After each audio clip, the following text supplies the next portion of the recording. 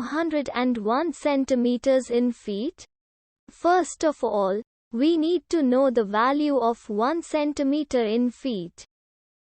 It's always 1 centimeter equals 0.03280839895 feet.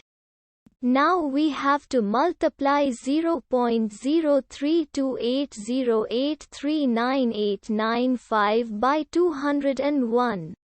Therefore, 201 centimeters times 0.03280839895 feet equals 6.5944881895 feet.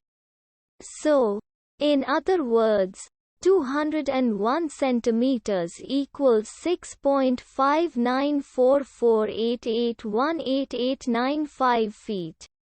We hope you have enjoyed this video. Please like and subscribe to our channel for more videos like this.